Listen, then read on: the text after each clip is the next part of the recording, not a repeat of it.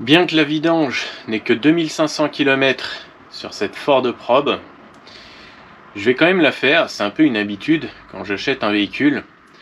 2500 km, ça peut sembler pas grand chose, mais en général, j'aime bien faire les vidanges à peu près tous les 1000 ou 2000 km.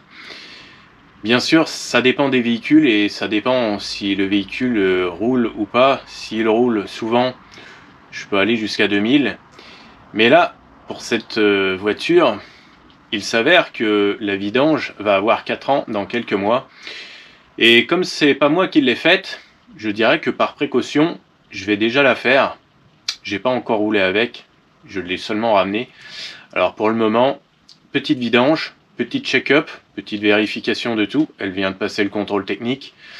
Absolument rien à voir, aucun travaux à prévoir, pas grand chose de prévu, à part éventuellement remplacer ce petit élément parce que le cabochon de la veilleuse est légèrement fissuré et ça me plaît pas du tout, surtout que la voiture est quasiment dans un état neuf. Alors ce sera fait par la suite. Allez, c'est parti. J'ai commencé un petit peu à préparer le matériel. Alors je me suis mis une petite mousse pour être tranquille.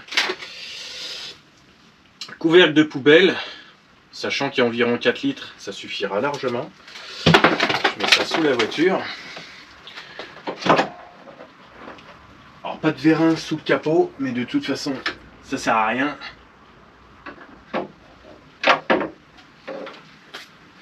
Je viens de faire tourner la voiture bien sûr une dizaine de minutes, le moteur est chaud, alors on va pouvoir vidanger tout ça. Sachant que l'huile est encore relativement propre, d'ailleurs on peut jeter un œil.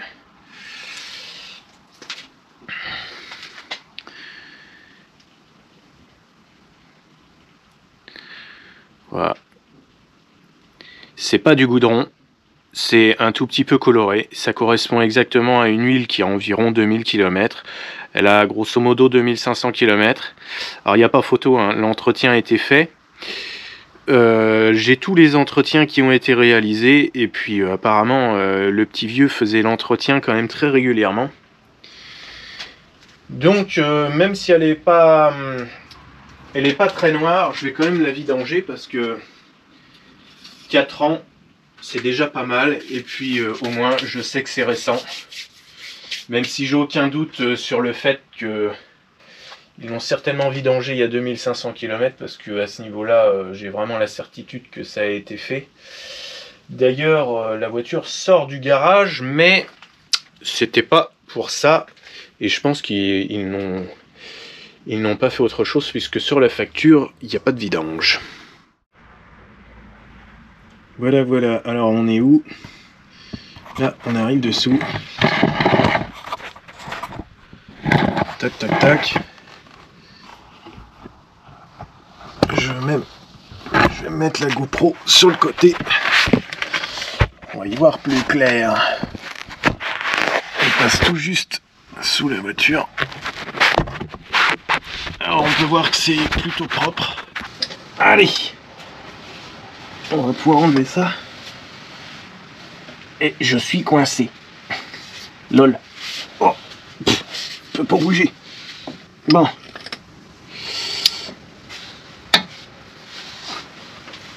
J'ai juste pris une de 2,19 avec une petite rallonge.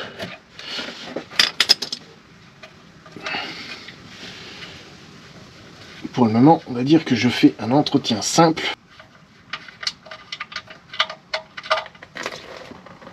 Et voilà, ça coule. Bon, l'huile est un peu colorée, un peu chaude, mais tout va bien. Je suis presque bien centré. Hop, il n'y a plus qu'à attendre une demi-heure que ça s'écoule bien et puis c'est beau. Le filtre à huile, il est juste ici.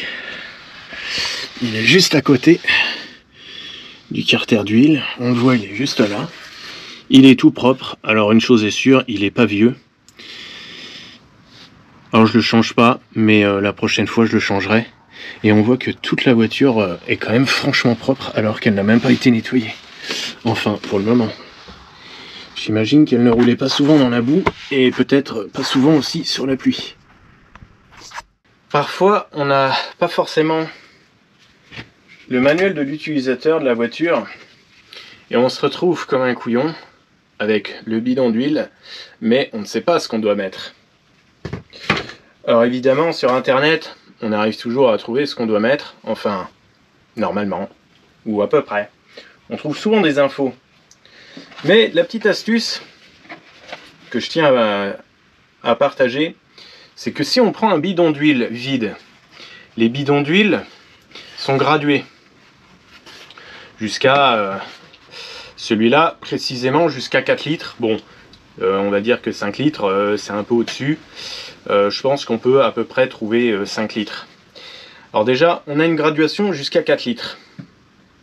Une fois qu'on a vidangé, on met toute l'huile de vidange dans le bidon à condition que ça rentre. Bien sûr, on ne va pas attendre que ça déborde.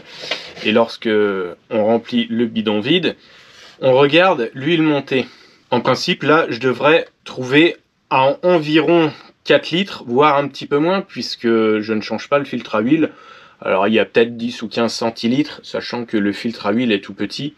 Je devrais trouver quelque chose comme 3 litres 5, 3 litres 8, sachant qu'il n'y a pas le plein d'huile. Je suis à peu près à la moitié, grosso modo. Alors, on met l'huile là-dedans, on regarde qu'est-ce qu'il y avait comme huile dans le moteur. Si on a 4 litres, on remet 4 litres. S'il y a 4 litres 5, on remet à peu près 4 litres 5. On remet surtout pas plus d'huile. Ensuite, une fois qu'on a remis l'huile, on fait un niveau et on contrôle qu'il n'y ait pas d'erreur. En principe, il n'y a pas d'erreur. Et évidemment, je dirais que c'est ce que j'ai à faire systématiquement. Ce que je fais, c'est que je mets quasiment le plein, ou je mets le plein, tout simplement, si j'ai un petit peu de temps à perdre. Je complète en plusieurs fois et à chaque fois je fais un niveau, je tire la tirette, j'essuie, je trempe, je regarde et je contrôle. Et à chaque fois qu'on va faire un appoint, on remet seulement 10 centilitres d'huile, pas plus. Et on contrôle, voir si on n'a pas mis trop d'huile. Si on a mis trop d'huile, bien sûr, en principe ça n'arrive pas, mais si vraiment on a mis beaucoup trop d'huile, on enlève un petit peu au niveau du bouchon de vidange, on fait couler légèrement, sans enlever forcément le bouchon de vidange. Bon, on peut l'enlever, mais pas forcément obligé de l'enlever si vraiment on a mis que 10 ou 15 centilitres de trop. Il suffit de le desserrer, de faire un petit peu couler, on n'a pas forcément besoin de l'enlever complètement.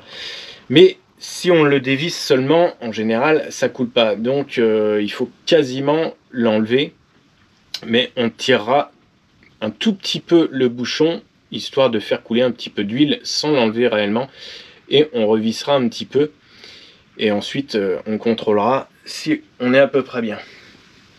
Alors la combine du bidon vide, je trouve que c'est vraiment génial parce que ça permet déjà de contrôler ce qu'on a dans le moteur, et même en cas de doute, en contrôlant avec un bidon d'huile, on n'a plus de doute. Avant de remettre le bouchon de vidange et de terminer, ce que j'ai tendance à faire, parce que je ne suis pas spécialement très patient, alors on peut attendre plusieurs heures que l'huile s'écoule. Là ça va faire déjà une petite demi-heure. Ce que je fais, c'est que je prends un petit peu d'huile neuve et j'en fais couler un petit peu dans le moteur. Alors je mets à peu près 10 ou 20 centilitres, sachant que c'est de l'huile qui finit à la poubelle. Je vais pas mettre 5 litres, c'est juste pour accélérer un petit peu le débit de l'huile à la vidange. Et une fois que cette huile est partie, là enfin je peux remettre le bouchon. Et d'ailleurs c'est ce que je vais faire. Alors on voit l'huile neuve qui coule, mélangée à la vieille huile, et quand on met notre doigt on voit que les deux ne se mélangent pas vraiment. On a les deux qui coulent en même temps, mais on voit un filet d'huile propre et au milieu on voit un filet d'huile noire. Alors ça a tendance à faire un petit peu couler l'huile sale. Bien sûr, je pense que vous le savez, il est conseillé, voire presque obligatoire, de remettre un joint en cuivre sur le bouchon de vidange. Personnellement, je les change quasiment jamais. En général, je les réutilise toujours. Parce que même si ça goûte tellement peu si c'est serré correctement, et pas besoin de forcer. Si c'est serré correctement, en principe, ça fuit pas spécialement. D'autant que quand on regarde bien le dessous du moteur, que ce soit le carter ou au niveau du filtre à huile, on voit qu'il y a un peu d'huile de partout. Et évidemment, comme tous les vieux moteurs, il y a des petites fuites d'huile un petit peu partout. Alors franchement, si on perd une ou deux gouttes au niveau du bouchon de vidange tous les 1000 km, c'est pas ça qui va poser vraiment un problème. Ça va pas causer de consommation d'huile. Par contre, je suis à peu près sûr que au niveau de tous les joints, et peut-être qu'il y a au niveau d'une durite, ça suinte légèrement. Et je pense que la consommation d'huile est certainement due à tout le reste. Alors, je remets le bouchon. Ce qui est bien quand on fait une vidange, c'est que ça permet aussi de jeter un œil là-dessous et de contrôler s'il n'y a pas trop de soucis. Ça nous permet de contrôler un petit peu tout, alors que ça soit les soufflets de cardan et compagnie, l'état de la mécanique, la propreté. Je trouve que c'est super intéressant de faire une vidange.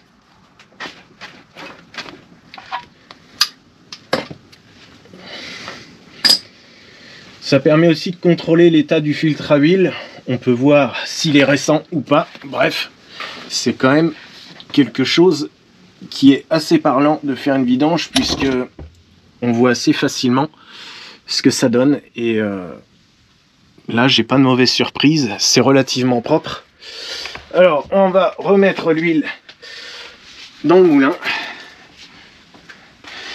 Mais avant ça, je vais remplir mon bidon vide et constater que j'ai bien environ 4 litres, sachant que le moteur a une contenance d'environ 4 litres sur le V6. Je pense que je devrais trouver quelque chose comme 3,5 litres ou 3,8 litres. Une fois qu'on a récupéré son huile de vidange, on peut constater quelque chose, c'est ce qu'on a au niveau de la limaille. La limaille, c'est les petits morceaux de métal qu'on va trouver dans l'huile. Et pour le coup, j'aime bien regarder ce qu'on trouve en limaille dans l'huile de vidange. Et pour cette Ford, je suis plutôt content parce qu'il n'y a pas spécialement grand chose, évidemment, d'une part, puisque l'huile est à environ 2500 km. Alors, c'est normal de constater des petits dépôts. Ici, on en voit un. Mais c'est vraiment tout petit. Alors, des particules de 1 mm, c'est assez fréquent. Il n'y a pas de quoi s'inquiéter. À condition, bien sûr, qu'il n'y en ait pas de trop. Mais c'est normal de voir pas mal de petites particules se promener dans le fond. On a toujours une dizaine de petites particules métalliques. Alors ici, il y en a une, on la voit assez bien. On voit bien qu'il y a un petit bout de limaille, et c'est vraiment très fin. Au niveau épaisseur, en général, ça fait pas grand chose.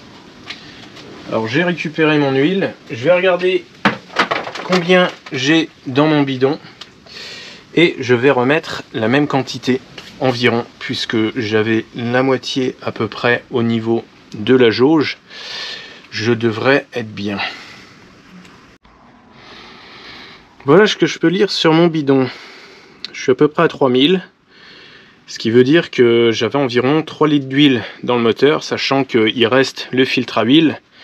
Déjà, évidemment, c'est normal, ou je dirais à peu près normal.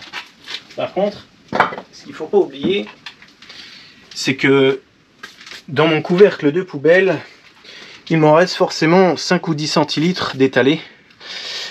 Alors je pense que j'ai un bon 3 litres qui s'est écoulé. Évidemment, il y en a toujours un petit peu dans le moteur. Donc pour le moment, ce que je fais, c'est que je peux verser environ 3 litres les yeux fermés. Et c'est ce que je vais faire. Donc, j'y vais à peu près les yeux fermés. Moteur essence, 5,40. c'est parti.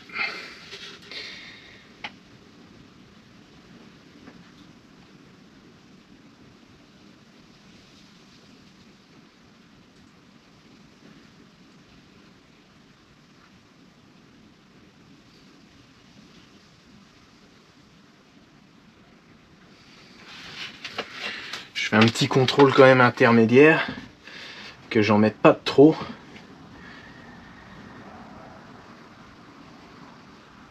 J'approche des 2,5 litres. Il me reste à peu près un demi-litre à mettre.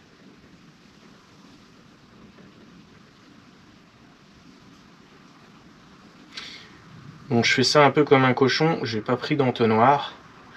J'ai un entonnoir propre, mais je ne l'ai pas pris. Alors, je vais regarder ça sur le sol. Il me reste à peu près 10 centilitres à mettre. Voilà, j'ai mis environ 3 litres. Je suis à 2000. J'attends un petit peu que ça coule, parce que ça va descendre. Alors, faut pas se précipiter pour tirer la jauge. Faut attendre quelques secondes. Voilà, là déjà, je vais pouvoir faire un premier niveau. Qu'est-ce que ça me donne? Je suis à peu près au mini, sachant que ça va continuer à couler un peu. Je peux en remettre un petit peu. Alors là, le niveau d'huile s'est stabilisé. J'ai mis environ 2,9 litres. Alors c'est clair que je peux en remettre un peu. Je remets à peu près 20-30 centilitres.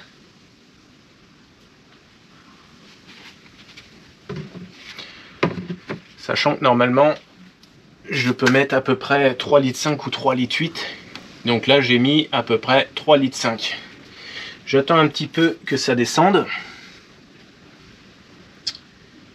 Ouais. Je pense que vaut mieux pas en mettre trop à côté parce que dessous, on a quand même l'alternateur. Ça n'a pas l'air de couler vraiment dessus, mais vaut mieux ne pas en mettre trop à côté quand même. Donc là, c'est bien descendu. Je vais pouvoir refaire un niveau. Apparemment, ça a monté.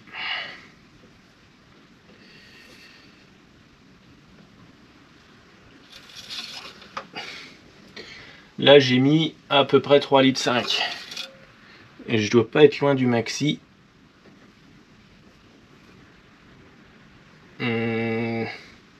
J'en suis un peu plus de la moitié. Il doit manquer, j'imagine, à peu près 20 centilitres. Alors, je vais mettre à peu près le plein. J'aime bien mettre le plein parce qu'au moins, ça permet d'avoir beaucoup d'huile et puis en même temps, de voir ce que consomme le moteur.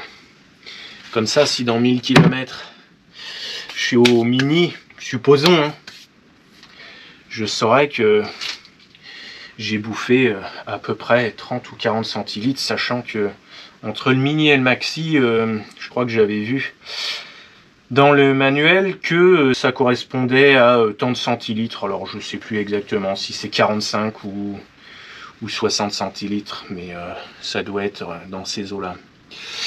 Alors là, je lis sur le bidon, j'ai dû mettre à peu près 3,7 litres, 3,8 litres. Je vais refaire encore un contrôle. Là, je pense que je dois avoir à peu près le plein.